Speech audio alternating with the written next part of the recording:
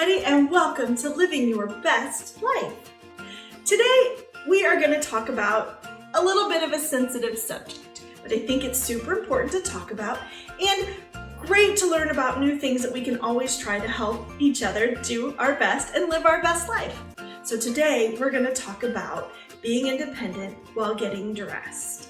Now, I know that sounds silly, and when you're working with adults, you're thinking, they know how to get dressed, but sometimes I've found out that there are some challenges of remembering what's the front and the back, or maybe which shoe goes on the right foot or the left foot, or maybe just what order we put our clothes on. Sounds silly, but these are some tips and tricks for you to do to help your loved one with Down syndrome live their best life by being independent and getting dressed.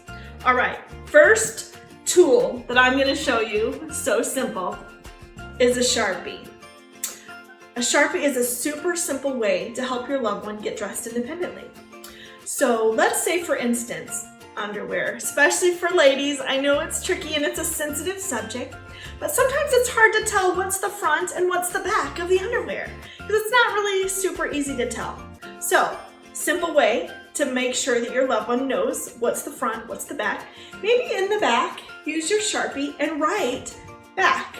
Or maybe draw a smiley face or a star so that you always remember that the back has the mark with the Sharpie. So when you put them on, they're always on the right way. It's much more comfortable to have our clothes on the right way because they're made to fit our bodies in a certain way. You can also do that with shirts or pants.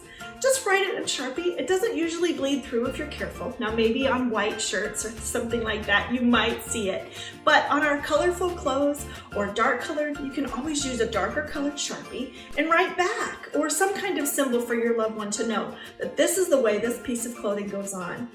Independence is so important with dressing. So use your Sharpie. I know it's tricky to mark our beautiful clothes, but if it helps with independence, it's all worth it. All right, let's talk about shoes.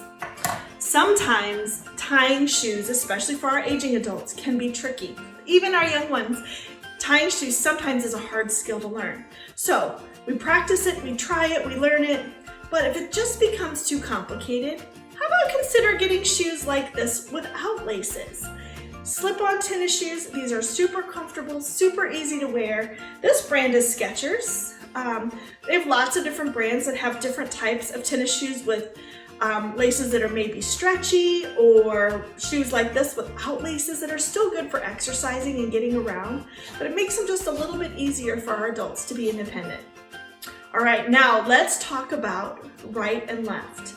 Now, for someone like me, right and left is super hard to remember. I don't know why, but my brain just doesn't work well that way.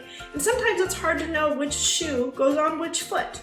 So I have a little trick. Now, it's hard to see in these shoes because they're dark, dark burgundy, but I did it anyway. So what I did in my shoe, I'm gonna see if you can see it. I drew a smiley face. Can you see it in there? So you can take all of your shoes and you can draw something inside the shoe so that when they're lined up just right, the picture lines up. You could use a sticker or something if you didn't want to mark with Sharpie inside your shoes, but I don't mind marking the inside of my shoes.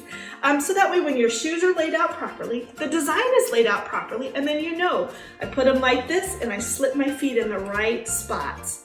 So 2 things to be independent. A way to have something inside to show me which way the shoes go, and then also not having laces or laces that need to be tied. Make it super easy to be independent getting our shoes on.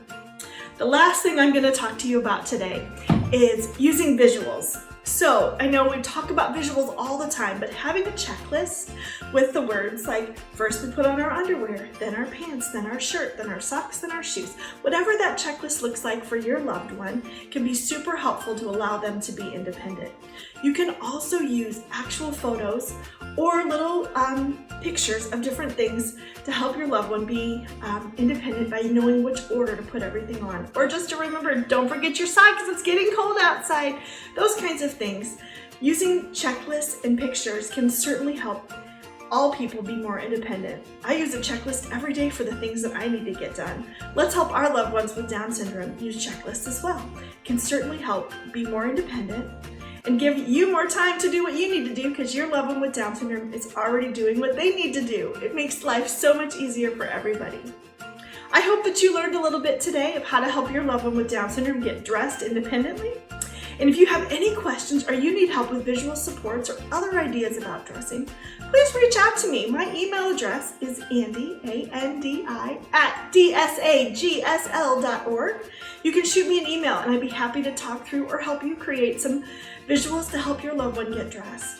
You can also check out all of our other videos about how to live your best life on our YouTube channel. Look below and you'll see that link. And if you have any other great ideas, shoot me an email. I'd love to hear from you. Thanks so much for being here with me today on Living Your Best Life. I hope that you are living your very best life. Have a great day.